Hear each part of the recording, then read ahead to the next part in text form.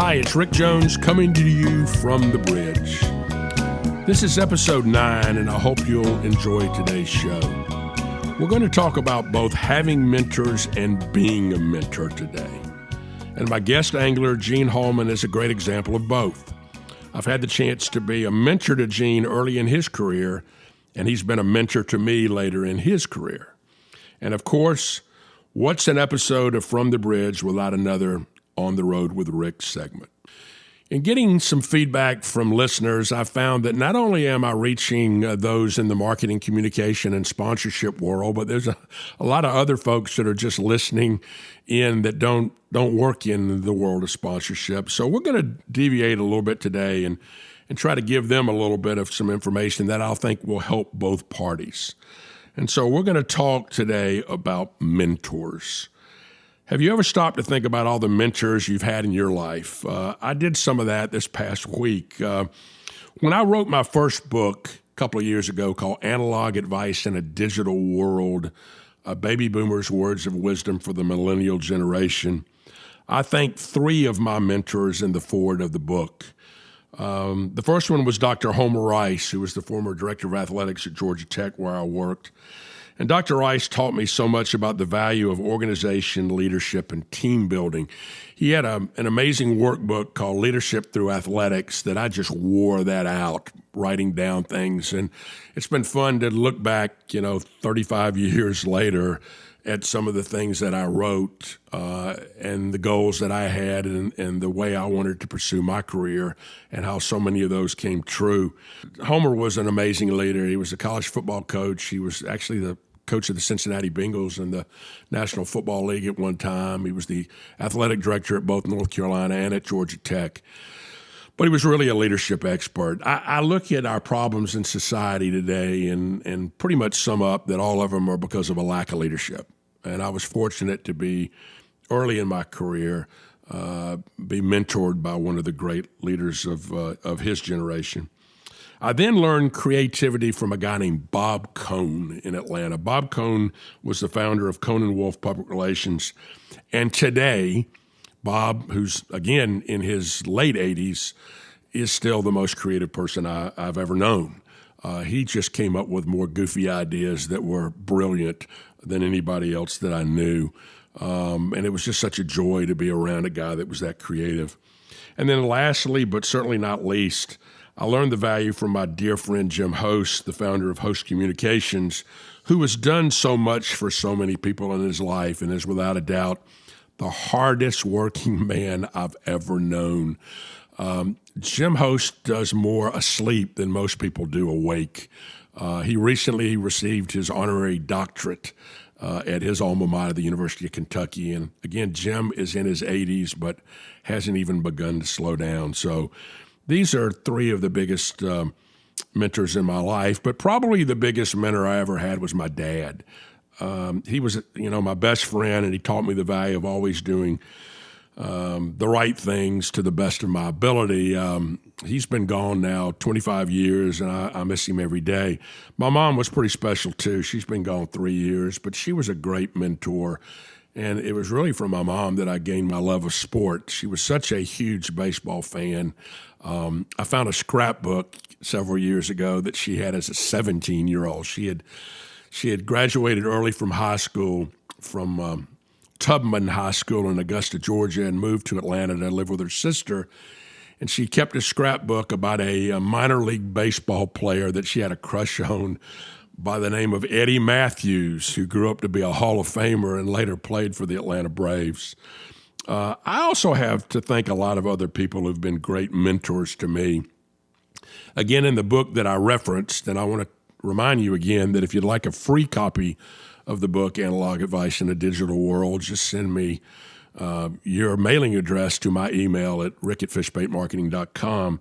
In that, I listed a whole litany of people that had helped me along the way. And I'm not going to go back and regurgitate that today. They know who they are. But I do want to point out some people that I either failed to list the first round or have become significant mentors to me since that book has been published. Rachel Bolduc, That's her married name. Rachel Platt. Hired her right out of school, and she worked for me twice. Has her own agency in Des Moines, Iowa. Just a brilliant consultant in the world of sponsorship, has meant so much to me. I've mentioned my two new partners at Engagement Partners, Mike Millay, who's a dear old friend, and his son David, who's absolutely brilliant. Reggie Minton was the associate executive director, is the associate executive director of the National Association of Basketball Coaches, one of the wisest men I've ever known. Such a great mentor to me. I've been working with Brad Olecki, who was my client at the College Football Hall of Fame. And Brad has become such a dear mentor to me. And then finally, there's my friend Rusty Reed from ESPN Events. Rusty, who you heard earlier on our program, has just been a terrific friend and a terrific mentor to me in so many ways. And we're going to find that a number of the people that are listed as my mentors, I'm going to have on the show because they're going to be able to mentor to you too and be able to bring wisdom to the things that you're doing. But I've also had mentors by both association and through both working with them or through their books and other writings.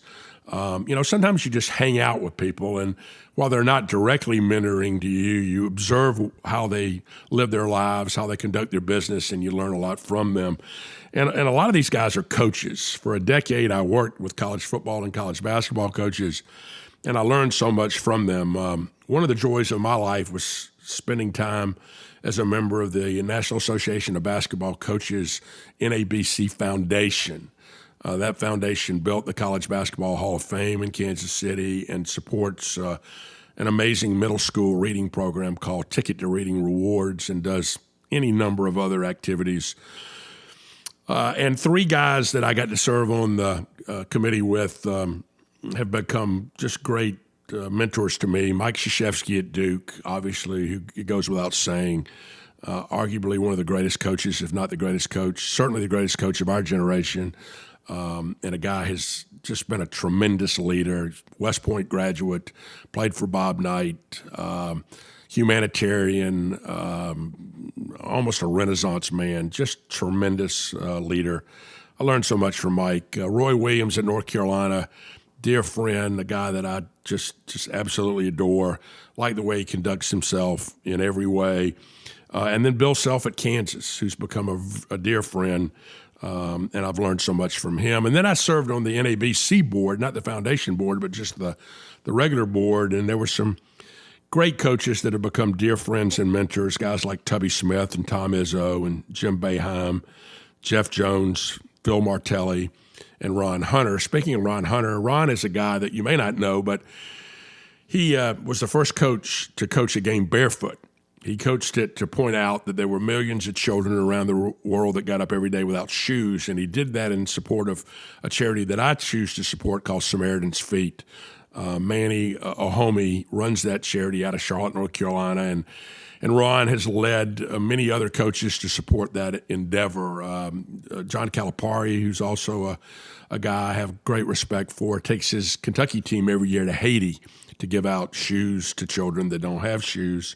Well, Ron's the new coach at Tulane in New Orleans, and I'm looking forward to what he's going to do in that community with his philanthropic endeavors.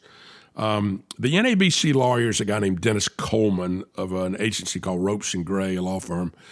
Dennis is one of the kindest, wisest people I know, and he has been such a tremendous mentor to me in so many ways.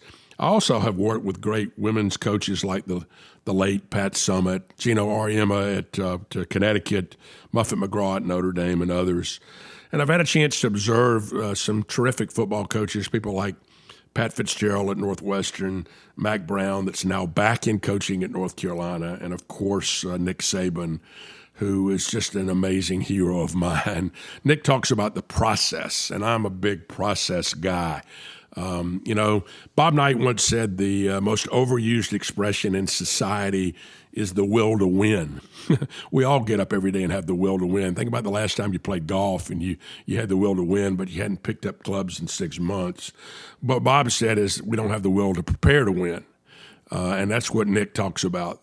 Talking about the process is the will and the preparation to be successful. So I've learned a lot from these guys just by watching them. I was also blessed with a very strong family, extended family. My mama was the youngest of three girls, and her two older sisters married twin brothers. How about that? So we were a very tight family, and that family was all about faith and family and a significant work ethic. I grew up around men that worked, and they worked really hard, and they worked really smart. And my cousin Kay married a guy like that, Jim Underwood, who for years was my accountant, who, again, has been such a great friend and mentor to me. I also have a lot of other mentors just from reading and learning from them. You know, people that I've never met in real life, but have made such a difference in my life. One of them, again, was the guy I mentioned earlier, Harvey McKay, who has the McKay 66 system. I've read all of his books. He wrote another book called Beware the Naked Man Who Offers You His Shirt, which I think is a great title for a book. And it just shows, you know, don't tinkle on my head and tell me it's raining. Be careful about people and watch people and what their real motives are. Another one of my literary heroes is a guy named John Maxwell. John Maxwell is probably the leading leadership guru in America today. He's a former minister. And I've learned so much from reading John's books and taking John's online seminars. So here's a guy that has never physically met Rick Jones, but has made an amazing difference in my life. I also read everything Tom Peters ever wrote. Tom Peters was a great creative in years past, and I read everything that he wrote. I remember reading Bill Bennett's great book about virtues, the Book of Virtues. Bill Bennett was a politician and worked in a number of cabinets in Washington, D.C., but he wrote a book about virtues, and I think it's a great book that teaches you about why you do things and how you need to give back. Tony Dungy, a former NFL coach, wrote a great book on the servant leader, and it made such a difference in my life. And I've read everything that Malcolm Gladwell has written. I think he's one of the most brilliant writers of our generation or any generation. And he talks about how to look at problems differently. And I think a lot of times we get so myopic. We see the world as we are instead of the world as it is. And I think Malcolm Gladwell has done a lot to change my thinking. You know, Jimmy Buffett wrote a song called Manana once, and y'all know I like to quote Jimmy Buffett a lot, but he wrote a song by Manana that the tagline goes, "You just might turn out to be wrong." So I think we're all wrong about things sometimes, and I think the more we read from others, the more we change our perspective about the world. And then finally, for me personally, I've had a significant amount of spiritual mentors. You know, God's very important in my life, and you know, the journey, you need to take the journey spiritually with other people. Obviously, my wife, Charlotte, is probably the most godly woman I know, and it's been such a joy to be along that path with her. We belong to the John Wesley United Methodist Church here in Charleston and West Ashley, and our Reggie Thaxton Sunday school class. There's so many couples in that class that have been great mentors to me in so many ways. And I teach a Bible study, lead a Bible study on Monday mornings with a group of men, and they've also been significant mentors to me in every way.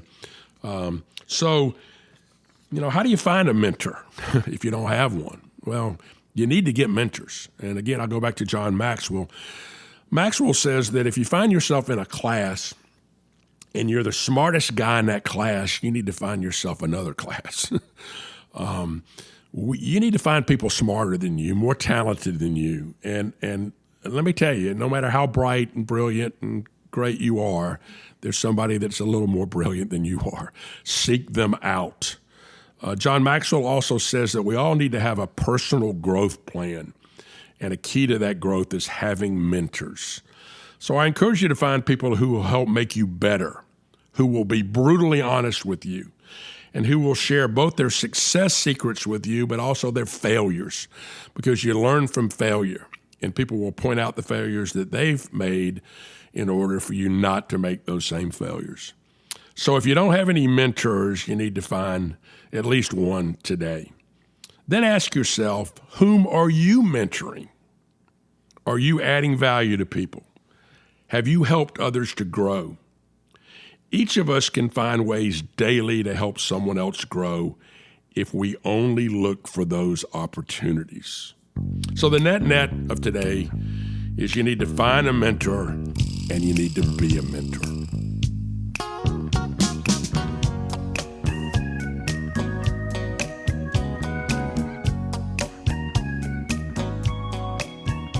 Now it's time for today's Tuesday tip. Today it's all about the difference between predicting rain and building an ark instead. Several years ago, my wife gave me a miniature Noah's Ark with wooden animals that sits in my office. When one of my staff would come in with a problem, I would often point to the ark. I did not need them to bring me a problem. I needed them to bring me some solutions to the problem. Then we'd go to work together, but not before. Too often we do the obvious and only predict rain without starting how to figure out how you build an ark or use an umbrella. It's okay to go to others for suggestions on how to solve some of your problems, but it's not okay to depend on someone for those answers. Better to have them react to their suggested solutions than to just sit back and wait for them to give you the answer. The world loves and depends on problem solvers. The ark builders inherited the earth, and they continue to do so today.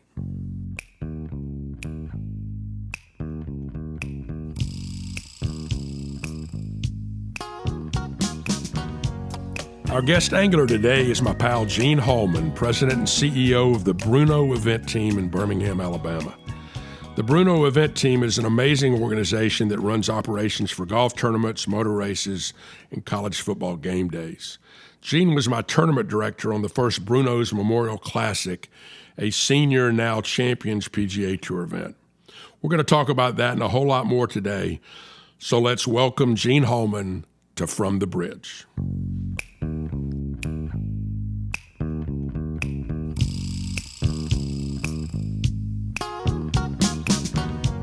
Well, Gene, how's it going today over in Birmingham? Well, it's going well. We're in the midst of a summertime heat pattern, but I guess that's always normal for this time of the year. Enjoyed the U.S. Open yesterday, and we're ready for now the U.S. Senior Open that we'll be managing in a couple of weeks at Notre Dame, the first time that a USGA National Championship will be hosted on the university campus. Oh, that's pretty exciting. Well, you tell us a little bit, and our listeners a little bit about exactly what the Bruno event team does. We are a full-service event management company, Rick, that manages every aspect of an event for our clients.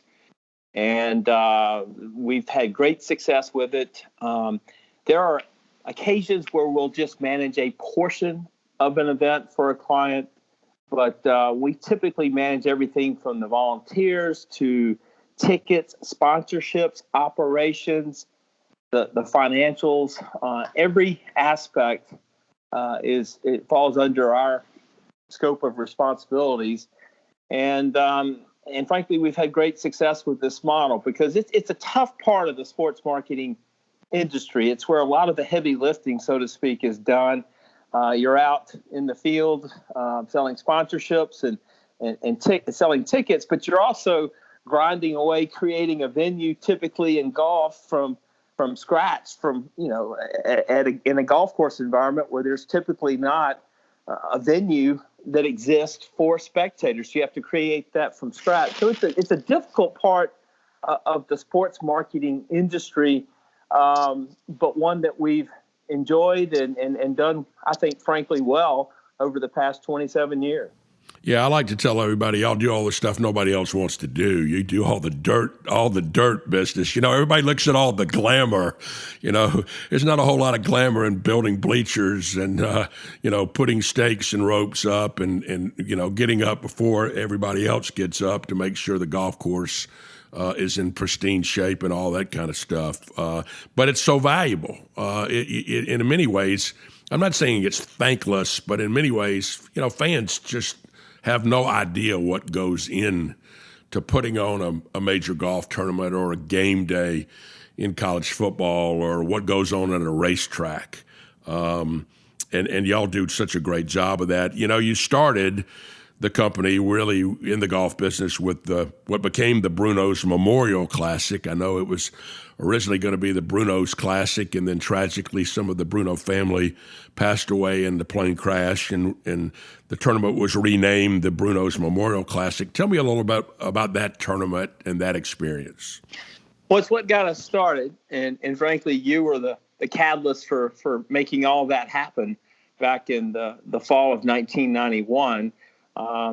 Your company had been very successful in the grocery vendor model space with other PGA Tour events, in particular senior PGA Tour events. And at the time, you got to remember that Arnold Palmer and Lee Trevino and Chichi Rodriguez were playing on a consistent basis on that tour. And that tour was at its zenith. It was the hottest property in golf, frankly. This is, of course, pre-Tiger and all that other stuff. So it was the property to have. And you took the concept to Bruno's, at the time a regional grocery chain here in the southeastern United States, and they jumped all over it. And well, I remember, Gene, I called originally about the possibility of an LPGA event, and I had a good buddy at the PGA Tour, Rick Clarkson. They had just lost a sponsor in Nashville for a senior event, and he called and said, "Do you think Birmingham would have interest in a senior event?" And I called, and I got Ronnie's secretary, and I told her what I wanted to talk to him about, a senior tour event. She said, "Well, we'll get back to you, soon." And I mean, it wasn't 10 minutes later, and she called me back and said, "Mr. Jones, I've made a terrible mistake. Mr. Bruno would like to see you tomorrow." And that's really kind of how it happened. And obviously, you were the tournament director, and I was so proud of the job you did and the team did in that first year. You would have never known that was a first-year tournament. Well, it was one of those moments in time where the product was great. There was a tragedy there, as you mentioned, as a backdrop, which created the community wanting to rally around an event, because 6 days after the announcement of the tournament, the Bruno's corporate jet crashed, and 9 people were killed in that crash, including 2 of the founding members of this grocery chain. So this family, the Bruno family, done so much for the Birmingham community from a philanthropic standpoint that the community really rallied around the event. Also, keep in mind, it was 2 years after the Shoal Creek incident in 1990. So the community was really ripe for showing what we were all about: inclusion, charity, big crowds. And the crowds were just mammoth, phenomenal. George Archer won that first event in 1992. And from there, we continued to build on that event for 3 years. Ronnie Bruno and his family, sell the grocery chain in a leveraged buyout to KKR. He calls me immediately and says, "Let's form a sports marketing company. I'm not ready to retire." And then we went from there. And we focused on golf in the early years, but then we started to diversify beyond golf, and motorsports, intercollegiate athletics became a big push of ours. Everything from the SEC baseball tournament to the University of Alabama football game day experience. So we've been very blessed. We're very busy. We have 70 full-time associates and 9 offices throughout the country. But it's been quite a journey, one that we're very proud of. One of my favorite stories about the senior tour was, Nicholas was of the age, and but he was still playing, majors and playing the regular tour where he wanted to, but he would occasionally play the senior tour. Someone once said that Jack used the senior tour in that era as an ATM machine. every time he needed a big paycheck, he would play. And one of the great stories was Trevino Lee Trevino would send Barbara Nicholas a dozen roses every week Jack didn't play to thank her for keeping him at home so somebody else might be able to win the tournament. I just love that story.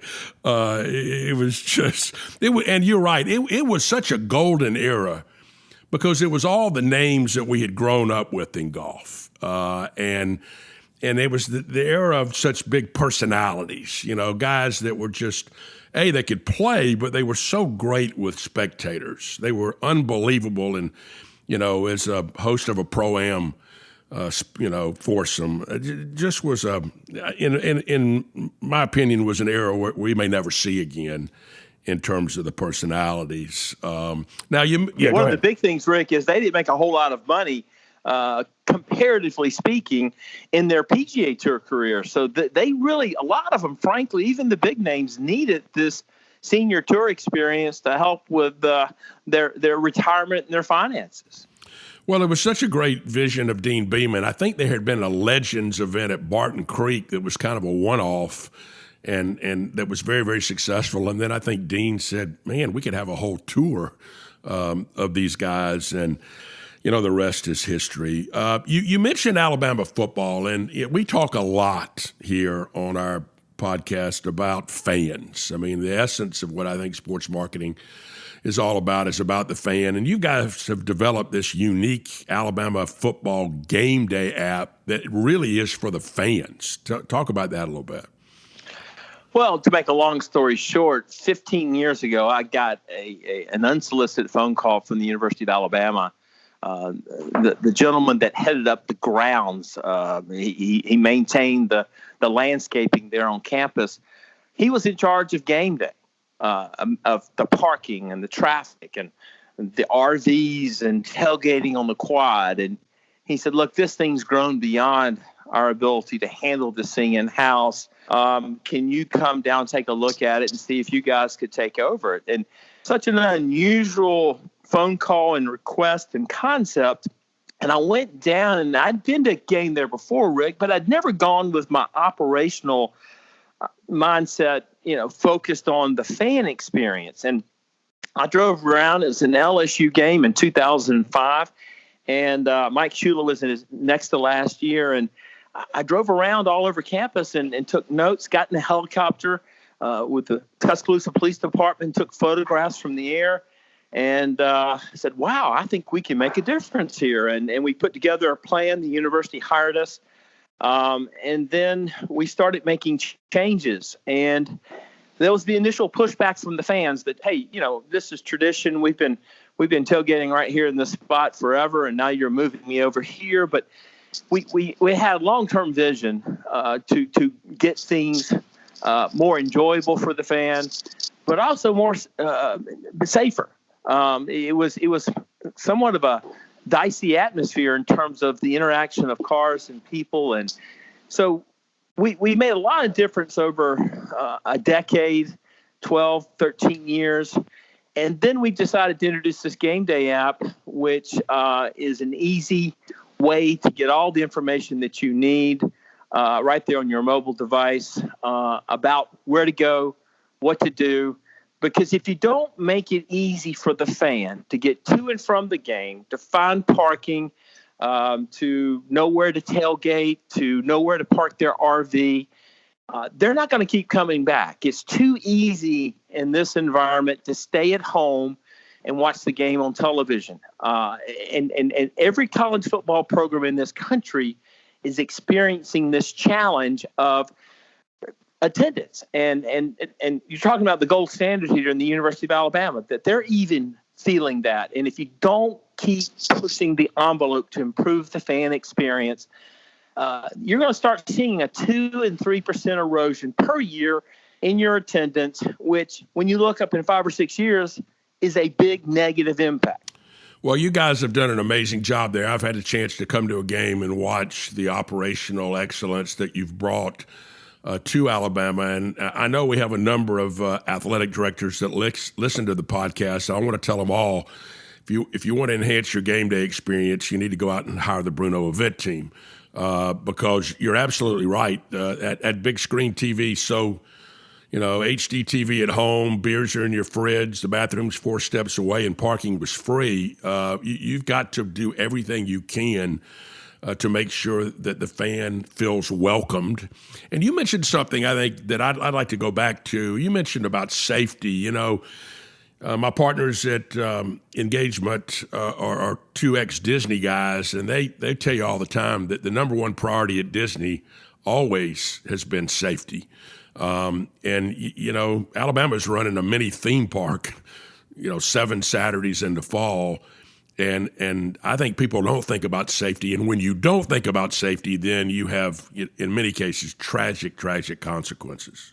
Well, it's an obvious statement, Rick, to say that all it takes is one incident to really set you back a long ways. And so when you have that large of an interaction or a mixture of automobiles and fans and alcohol, it could lead to some tragic consequences if you're not doubling down on safety. So there's an expense for the university and additional security for crosswalks and signage and barricades and other things. But in the long term, it pays. We work very closely, believe it or not, with the risk management group at the university to identify areas and things that we could improve upon.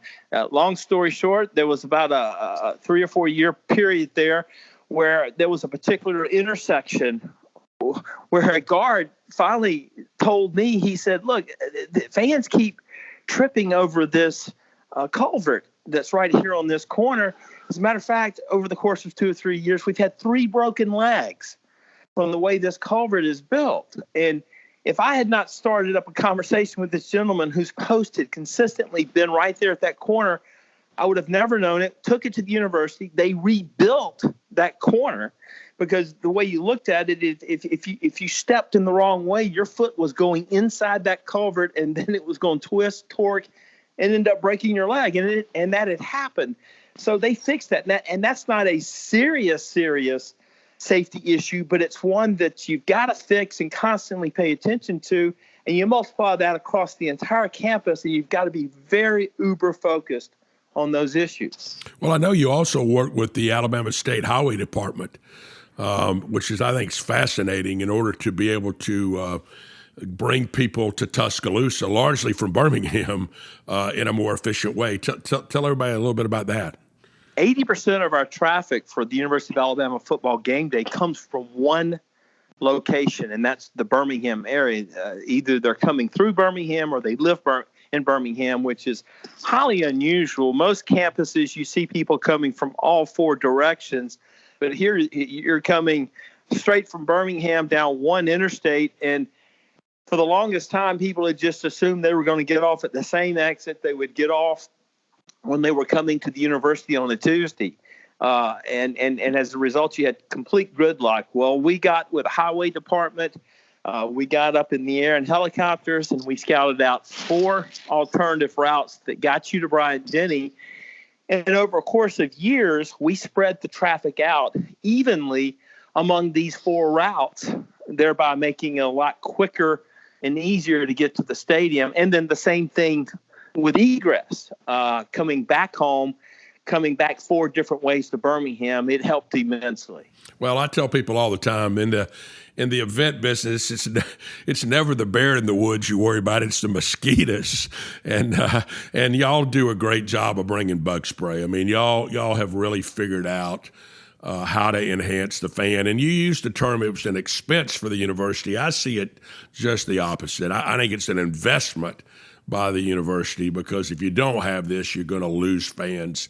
And fans in college athletics especially pay for literally everything. I want to switch gears with you for our final question today. I've been talking largely about mentors today. How do you go about mentoring your team? Well, the first thing you do is recognize that each person is a unique individual and responds differently to a leadership style. I think the analogy I would use, and this may be an oversimplification, but back in the day, let's say Coach Bryant, I would dare say that he coached pretty much all of his players the same way. And maybe managers back in that era in corporations did the same thing. Yeah, I had a friend at Clemson named Larry Bell who played for Frank Howard. And Larry said he was 35 years old before he found out his first name really wasn't Pissant. But he probably called a lot of people Pissant, and that's just the point. Yeah. It was one size fits all.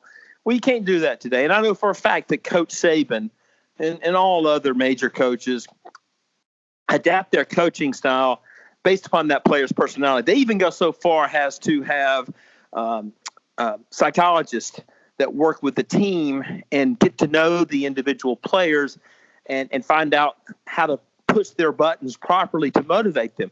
Well, we don't have a psychologist on our staff. It's me.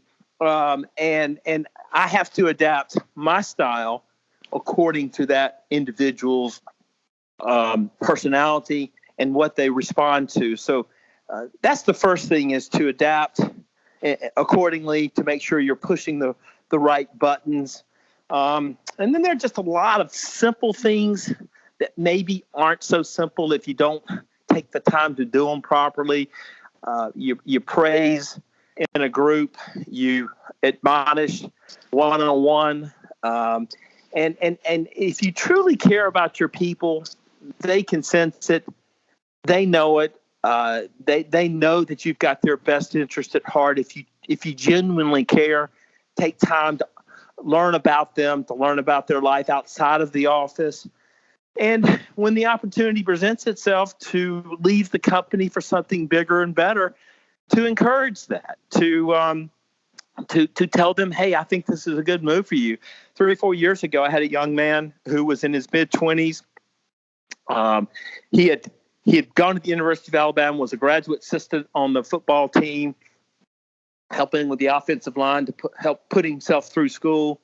And he then came to work for us, did a great job. Coach Saban called and said, is Ellis ready to come back to the university and work on my staff as assistant director of football operations? And I said, I think so, Coach. And so I brought Ellis in, and he went and met with Coach. And over a 3 or 4 day period, he anguished and tormented himself. Is this the right thing to do? And finally, I said to him, this is the right thing to do. The guy is arguably the greatest college football coach in history, and you're going to learn with the best. And so he took the leap. He's been there 4 years. He is now the chief operating officer for the University of Alabama football program at age 30.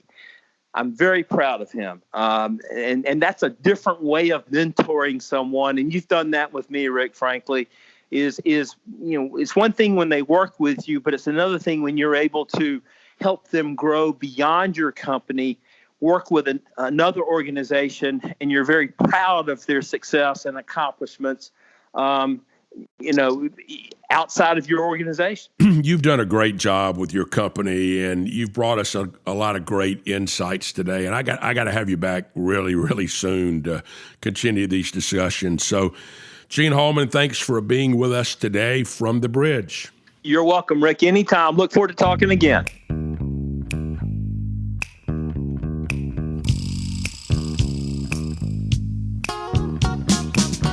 It's time again for On the Road with Rick.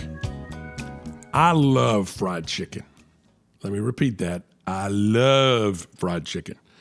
It's always been my favorite meal on Father's Day, and if I have anything to say about it, it'll be my last meal on earth. I've eaten great fried chicken at a lot of places, but my very favorite is a place 15 miles south of Colorado Springs, Colorado, called the Juniper Valley Ranch. This restaurant is run by the same family for 4 generations. They only serve 2 entrees, baked ham or the amazing fried chicken. They serve everything family style with great side dishes including rice potatoes with gravy, coleslaw, okra casserole, and homemade biscuits with apple butter. So you can eat until you're sick. There are several choices for dessert too, but you need to get the peppermint ice cream. That kind of cuts through all the grease that you've eaten with the fried chicken. Their chicken is actually skillet fried and not deep fried, and that makes all the difference. So if you find yourself in Denver or Colorado Springs, find this place, the Juniper Valley Ranch. So that's our show for today. We'll see you again soon from the bridge.